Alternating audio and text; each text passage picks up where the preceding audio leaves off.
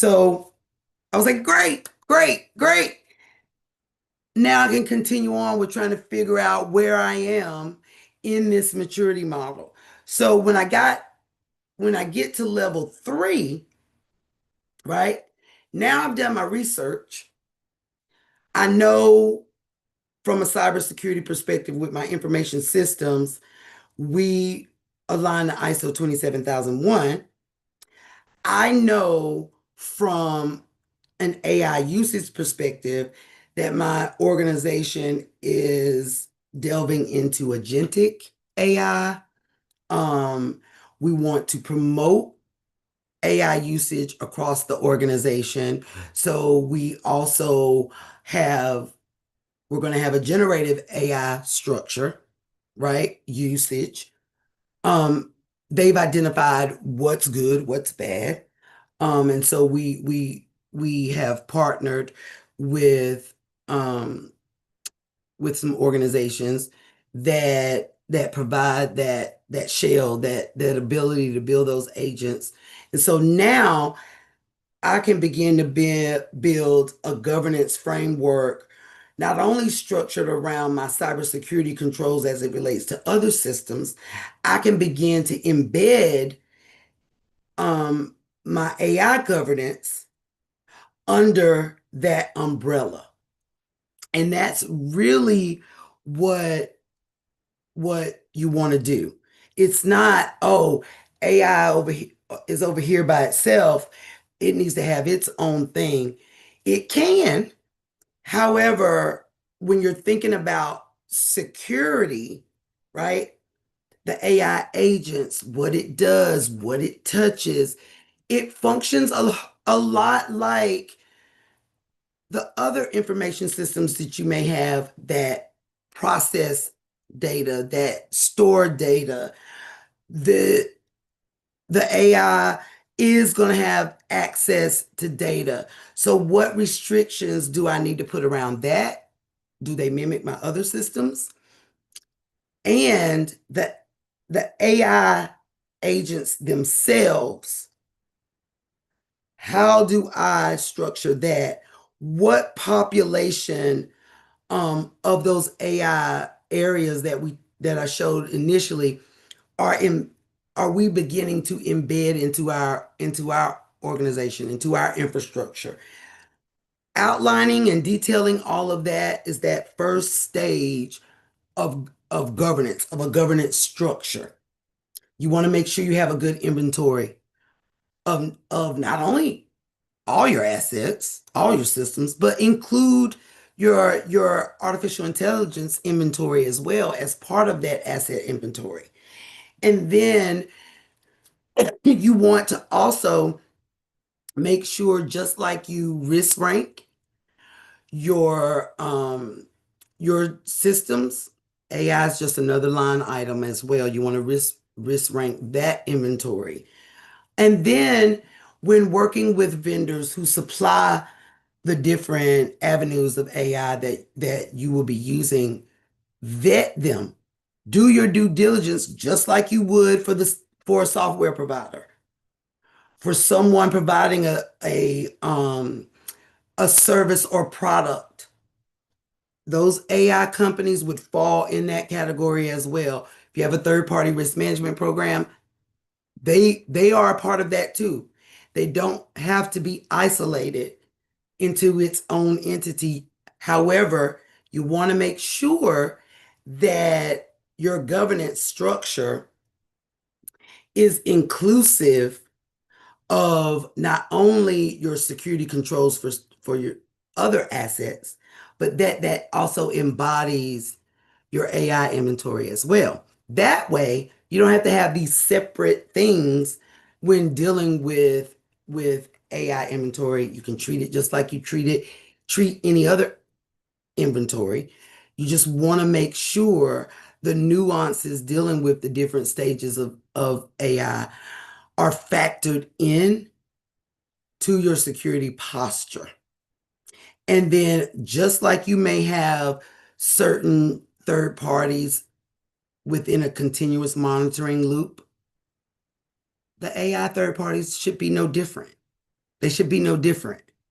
And as you're looking at this maturity model that I'm showing on the screen, if you notice, if you have any background, any history related to the implementation of information security frameworks, most of them from a implementation perspective for organizations follow these same levels. Unfortunately, it the artificial intelligence hitting the scenes reminds me of cloud hitting the scenes. I don't know if you guys remember when cloud hit the scene, software as a service, platform as a service, infrastructure as a service. People were going crazy. Oh my God, how do we get a hold of this? This isn't secure. There was so many skeptical points, right? Only for us to find out that really a cloud service provider is no different than any other service provider. It's just the context and the foundation at which they deliver the service. But in terms of doing your due diligence, in terms of determining what metrics should be reported on, there's really not a difference. Um, there's some nuances, but for the most part, when you're looking at your framework and setting up policy and how do you monitor that and monitor the risks that relate or could result from that, it's really no different. It's really no different. There's just you do want to be aware of the different nuances and what possible harm or risk they could pose and where and how so that you know how to determine what safeguards need to be in place and what how you're going to measure and monitor them.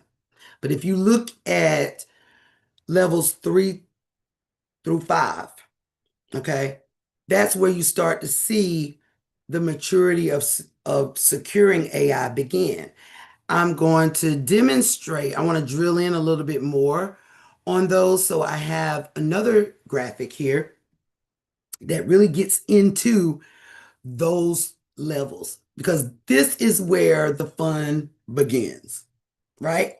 So to bring you up to level 3, we dibbled and dabbled. We did our research. We played around with different AI engines and really figured out what we want to use in our organization.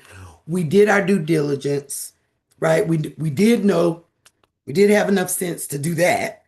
Um, but as we learn more about the different stages, those 5 stages that I mentioned at the very beginning, we realize there needs to be a governance, there needs to be a structure.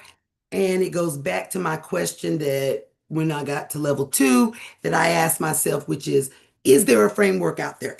What is out there? So as I mentioned, NIST has a framework as well as ISO. Again, that's ISO 42001. And it really provides a structured way, both of them do, to manage the risk and areas of opportunity related to AI while still allowing you to be innovative and compliant if you have compliance requirements. And so, again, I'm all about not reinventing the wheel. You take those frameworks, you take that 42,001, align it with your 27,001, right? Interweave the nuances into your governance and security policies and procedures, okay? And then once that's done in place, right, you're now at the point where you can take what you've done to lay the foundation and turn it into an AI governance program that's under the umbrella of your overarching information system security program. Okay. So as you move through those stages, these are the things, right? This shows the evolution of your maturity. Now, I'm not going to insult your intelligence by reading every one of these bullets, but I am going to talk about the high level theme. So, for continuous structured governance, I'm going to recap really quick. You have formalized, documented policies and procedures for how you manage the security of the different AI stages you may utilize within your organization. Okay. You've got all your AI inventory listed within your asset inventory. You've got processes for version control, just like you do your other systems. You've got those documented policies and procedures. You have enforcement mechanisms, whether it's through independent audit, whether it's through a risk committee or a combination of both. You've got that in place. That gives you a level 3 of maturity because you've got that governance structure and you've got processes in place to ensure that that governance is being adhered to. Okay. Now, unless you operate in a bubble, we are very aware, right? Just like systems can be infiltrated, AI is no different. And so you want to make sure that you're not just doing a typical vendor due diligence, right? That you have them as part of a third-party risk management program that has continuous monitoring as a factor, that your internal information security team has processes that allow them to do threat modeling exercises and assessing that. This is getting us to that next level of maturity, right? You're aware of the possibilities. And at this point, right, at level 3, continuing up, you should have some metrics, right? Even from level 3, there should be some output from level 3. You should have an internal audit function that's performing certain tasks so that you can report on as you report on your other assets, your all AI is inclusive of that. Even if that's an isolated team, that's totally up to your organization and your capabilities, but you want to make sure that you've developed metrics to be able to make sure or ensure continuous structured governance. So at this stage, some of those metrics could be your asset inventory. How much or how many AI agents do you have in your environment? Have they been vetted? What was their score? Have they been categorized in terms of inherent risk? Um, what, if anything, are you are you recognizing or seeing from those agents in terms of data? Is the data secure going in? And what are those security measures? You could report on that. Are there any vulnerabilities within those measures? So you could break up that reporting in terms of the data and the agents and have outputs on performance, right? But definitely make sure you have categorized them in terms of inherent risk. So where do they fall? Whether you use high, medium, low, or tier 1, 2, 3, whatever design suits your organization, just make sure you have that done and you have identified, okay, we have 100 AI vendors, right? Who provide us a combination of agentic agents, generative AI, how many that is, you can break that down. And then what are their risk levels? What are their risk tiers or categories? And being able to report that. Has anything happened that would make their levels change? That's also a part of that level 4 maturity and the continuous threat modeling.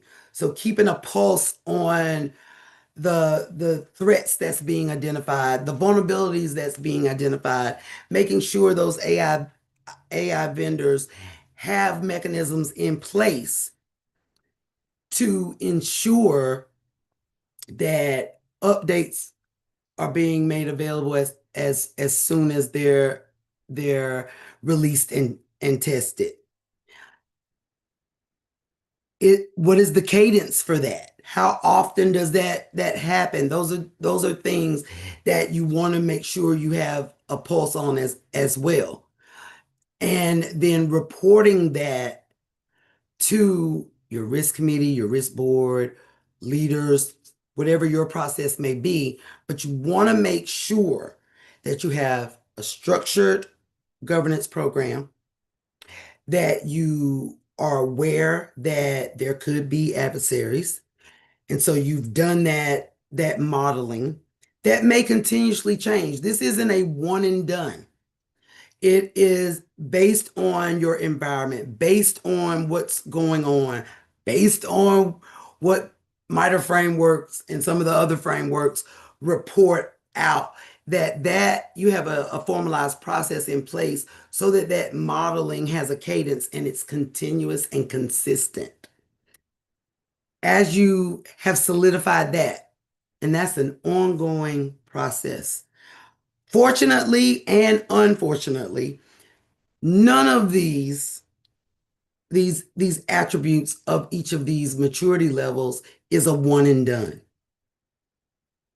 which is why, especially on the governance one, you see the version control, right? Because your policies will change, just as they should for your information systems, for security, period. Because as new threats and new vulnerabilities occur and criminals figure out new ways to infiltrate and hack, you're going to have, this is a ever changing, ever evolving cycle.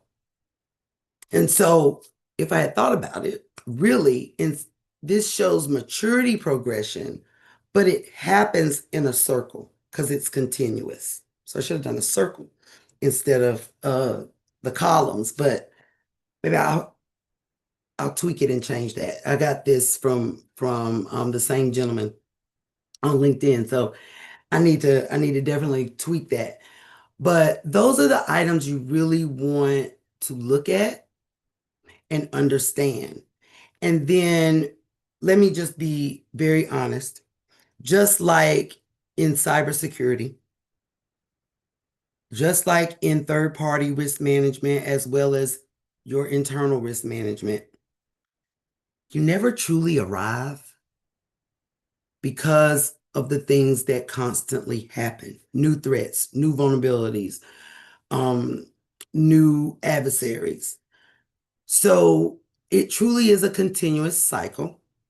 But what gets you as close to level 5 as possible is the fact that you are aware that those things are ever changing and you have processes in place and reporting mechanisms to be able to adapt, to be agile in your stages, in your processes.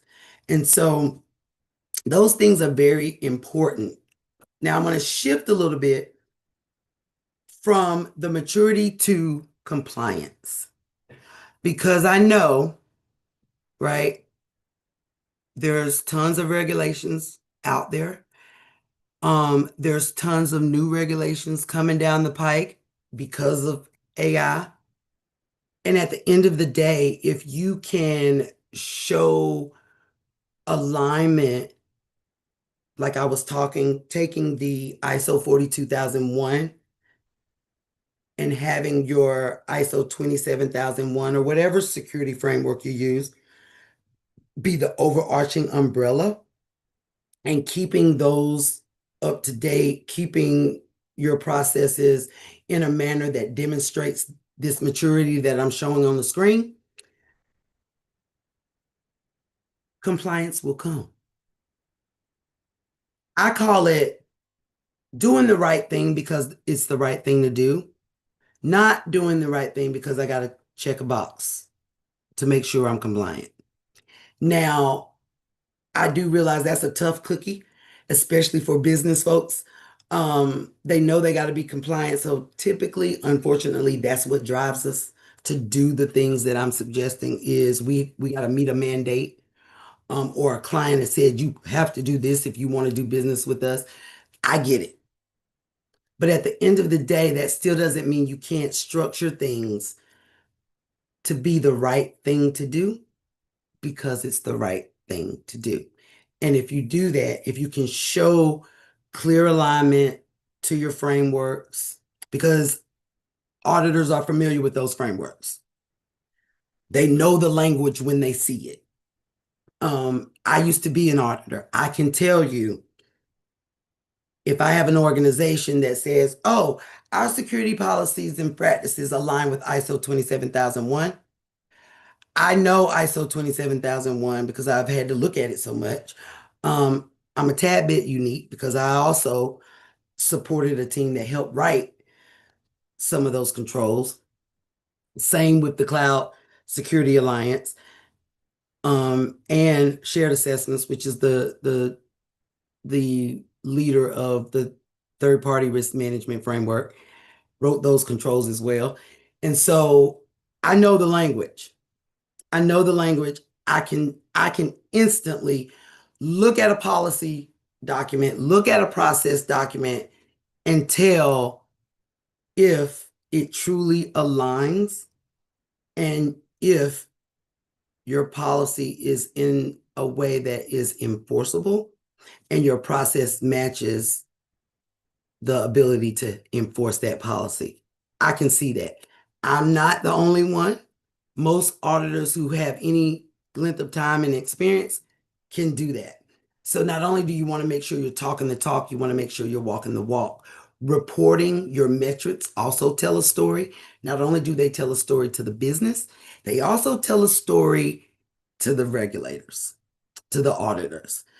And so you want to make sure that all of those things align. Again, and this is my final point. Walk the walk, but don't make it difficult to walk the walk. There are frameworks out there. There are templates, even for policy and procedures. There's templates that have been approved and recognized by the industry. Use them. Don't try to reinvent the wheel. Yes, you want to customize them to what works for your organization, but don't reinvent the wheel. You don't have to start from scratch.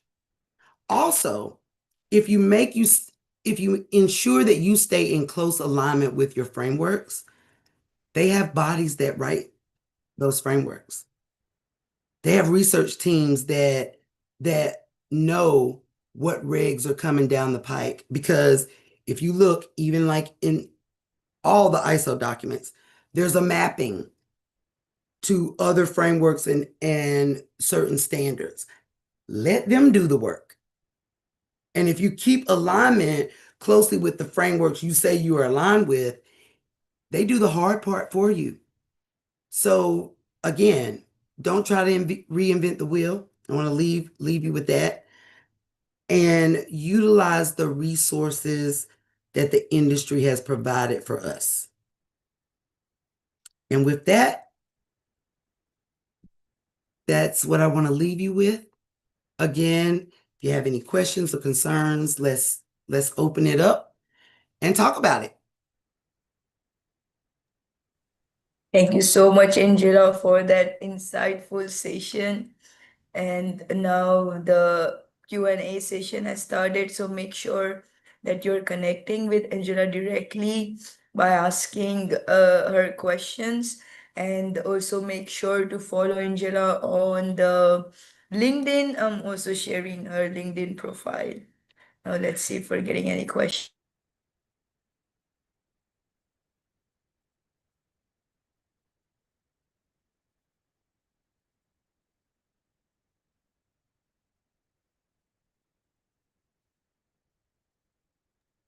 But I'm also checking the questions from the live, so allow me a minute. Okay. I was getting ready to say, nobody has questions. Everybody has it down pat. That's awesome. Let's give a test.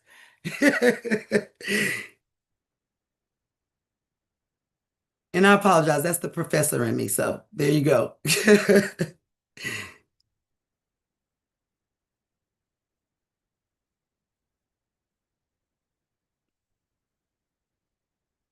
And do they have the ability to come off mute? Because if they want to come off mute and ask, they can do that. Yes, they can drop their questions in the chat box. But yeah, I was taking around the look around the live, and there is this question. Have you ever seen organizations struggle with measuring AI risks or performance, and how did it help them identify the right metrics? Okay. So unfortunately, it is, especially if you're not following a framework, it's sort of hit and miss. Um, so the short answer to your question is yes. I see it every day where people really struggle with getting that right. And I think one of the biggest challenges that causes that is knowing what area of AI you're bringing into your environment and what matters to that area, right? That is what really determines how you should measure it. Okay. And so, really quick, I'm going to share my screen again and bring up those stages because I'll call out some things. Okay. Because this is how I typically advise people to first think about their metrics. I usually start with, okay, well, how are you using AI? Because that's the first thing you got to figure out. How are you using it? Are you using agentic AI? Do you have AI agents? Um, are you using generative AI only? Like you're using Copilot in Microsoft um, to do different functions. Are you using AI for learning your systems, your machines, so that you can do forecasting and things of that nature? So you first really have to identify in what context are you using AI? And a lot of times people even struggle with that. That's the first. And then understanding the nuances of each of these helps to help you narrow down what you should focus on in terms of reporting. And then I always, in any kind of reporting, I always ask myself, okay, in the business or whoever I'm reporting to, because this is a number one mistake that we as professionals in risk, security, and technology make. We want to speak our language because we want to demonstrate we're the expert. But in all actuality, the true expert can speak the business language. If you notice, if you pay attention to the trends in the industry, more and more organizations are hiring CISOs, Chief Information Security Officers, with business and operational background. Why? Because they need them to be able to talk business talk. So you don't go to the business talking your talk. You go to the business talking their talk. And at the end of the day, their talk is always related to dollars and cents and numbers. So whatever it is you're needing to report on, always keep that thought in mind. And a lot of times we don't. We don't. We want to report on things that are highly technical. We want to talk about the threats, the vulnerabilities, and we should. However, depending on your audience that's going to be receiving the reporting, let that dictate, number one, not only what you report, but how you report it. And when I can frame it in that context for organizations, they start to get it. But immediately out the gate, they struggle because of those reasons I just gave. So I try to take, when I'm consulting, I try to take people through the journey of what are you using it for? What is it you're using? What are you using it for? What environment is it in? What are the possible risks associated with that environment and then associated with this thing that you're using? Start walking them through that journey because that helps them identify what it is, what story they want to tell with the reporting. Your reporting's got to add value, right? And the only way it can add value is if you truly understand who your audience is, what they need to know or what they want to know, right? And then you understand what it is, the object or the thing you're reporting on, and how you can relate the two. And I make it sound simple, but companies struggle with that, with really understanding what metrics should be reported on. And the good thing is, if you're following the framework, they'll give you suggestions and ideas. So that tends to help too. Again, why reinvent the wheel? So I just wanted to share that. Hopefully that helps.